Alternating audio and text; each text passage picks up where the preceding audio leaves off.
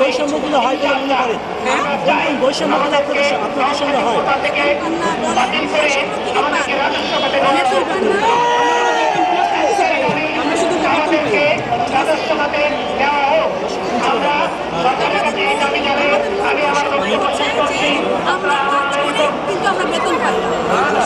আসতে পারে না, আমাদের আসতে হয়। আমরা যে কোনো কাজ যে কোনো আসতে হয়, আমরা আসি কিন্তু আমরা বেতন পাই না।